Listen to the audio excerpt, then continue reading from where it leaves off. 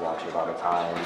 We used to have a bag and I would hit it once in a while, but what really got me into boxing was I was messed with in middle school and I wanted to learn how to properly defend myself. So ever since that day where I went to my father and asked him to take me to boxing, I've just been on and non-stop. So how many years now you've been in the amateur?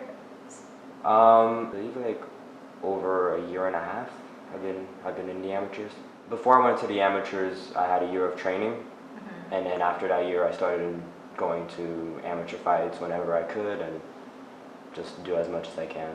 And then when did you decide to pick up speed and take it more seriously?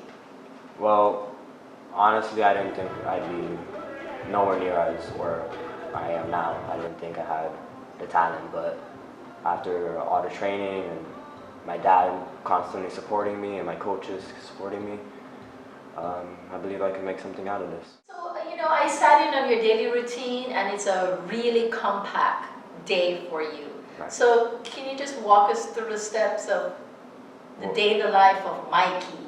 Well, on a full-on day, wake up, go to school at 7:20 to 2:20, and then I run cross country at 3:15 to around maybe 4:30, and then I go straight to boxing with my first trainer, Glen, and then after that I train with my other trainer, Jose. This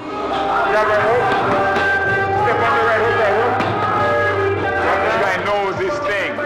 So we've been working on technique and timing, learning to block and punch right back, slip the punches and punch right back. Just good timing, and he's developing good timing. We're working on balance and all of these things, and he's getting very good understanding of what we're doing, and he's winning fights. And you're going to hear about him for a long, long time to come. This is a guy with great expectation of himself, and he trains really hard. He's very dedicated, and he pays very good attention to fine details, which is all the formula of a champion. He's truly dedicated. A lot of the things that Glen Johnson has taught me in the amateurs when I was fighting in the amateurs is the things that I'm teaching him. And he's getting it from both sides. So when Glen trains him, he teaches almost the same thing I do. He adds what he needs to add, and then I add what I need to add into it to try to make a masterpiece, basically. This is a coach's dream, and hopefully his heart's desire, wherever his heart's desire takes him, if he wants to be a fighter or whatever he wants to be, a lawyer, doctor, he's going to put his efforts into it, and he's going to be great in whatever he does. I love my sport, and I want to make sure that he has all his senses after he gets out of the sport. I pray that he makes as much money as possible, and he could get out knowing who he is and speak well, working off his defense. Because this is not a career type thing. You can't do it for 40 years and still come out of it with all your senses. So when we work with him, we want to work basically off of his defense so he doesn't get hit. It's almost like Mayweather. Mayweather fights off his defense, and the only thing is he's just a little bit more aggressive working off his defense than the Mayweather, and we want to keep him that way. We want to make him exciting. We want to make people want to come see him put on a show. Because I heard you earlier, you're telling me go for speed, not just the power. Right. What I mean by that, a lot of fighters depend on strength to throw their punches. And since Mikey is physically strong, I don't need to worry about strength with him. So I want him to add the speed to create more power when he throws it. Because speed and distance equal power. So when I'm working with him, I want him to work his distance and work off the snap of the punch to do more effective damage to the opponent that we're boxing against. Even though we're right now wearing headgear and they're protected, we're wearing big gloves. Once people finish boxing, after they're finished boxing with him, they notice a big difference in his style and his aggression. So I'm really proud of him. 2, 1, 1, 2, 3, 2. How has the track and field helped you in boxing? I would definitely say it's helped me. My leg muscles have grown. You know, it helps me with my breathing, helps me with lasting longer because cross country you have to just go, go, go, and you can't stop. And with boxing, you know, each round take a break, each round take a break. So it's definitely helped me just last longer. You have a good endurance. Right, yeah.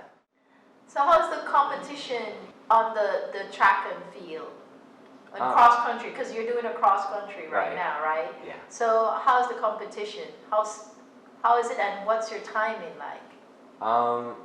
You know, the competition's pretty it gets sometimes it gets a little rough in there, but my time for the 5K, my fastest is 18:59, but I definitely want to drop the time, maybe 18:30, 18.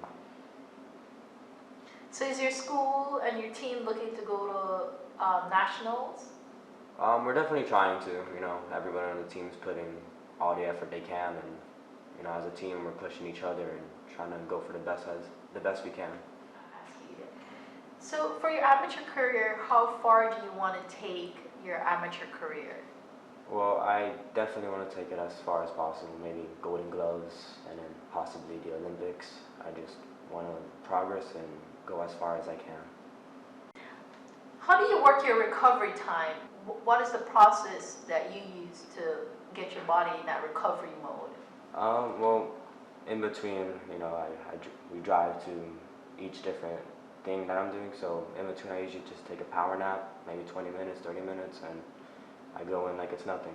I also do Epsom salt baths, and I have massage therapy just so I can relax and recover as fast as possible.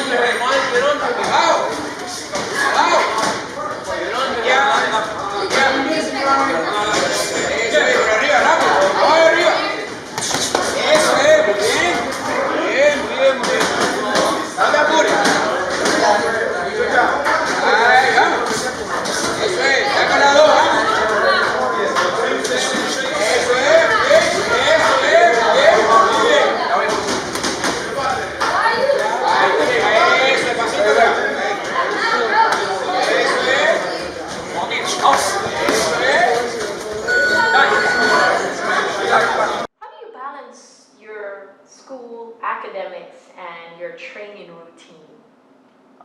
It's hard because it's a lot, but I manage. You know, I stay what I gotta do during class. I do as much work as I can do, and then during training, I train as much as I can.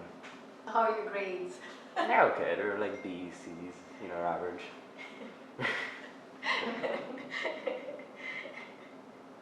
Any other interests that you have besides track and field, besides boxing? Maybe I'll play on the PS4, play some games with my friends, or hang out with some friends. Just, you know, those are my hobbies. Those are the things I love to do. So. So you still have a teenager life then? A little bit. Because man, seeing you today, so busy, I'm like, when does he have time? Maybe like, I don't go out much, you know. Maybe like a phone call, but I don't go out too much.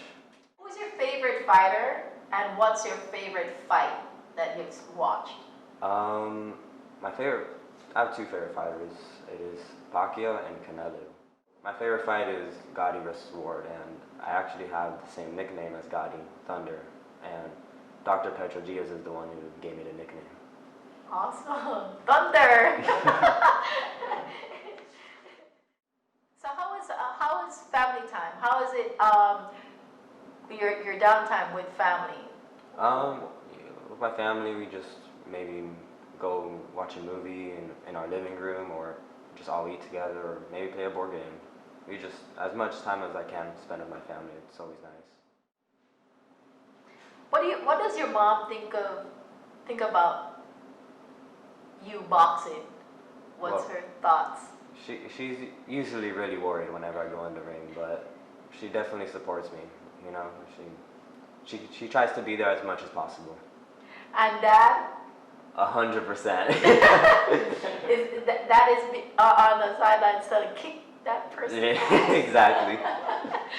Is he saying, "Oh my God, Mikey, use your chest"? What is he yelling? Tell me what your dad is yelling on the sidelines there. Combinations, things I should do, move to the side, duck. You know, he's basically my eyes from the back, basically. And I do a good job. Yeah. What's the word of the day? Never give up. Favorite phrase? I can't say I have a favorite phrase. You know your favorite other one from the movie? If you're not further like. For Ricky Bobby.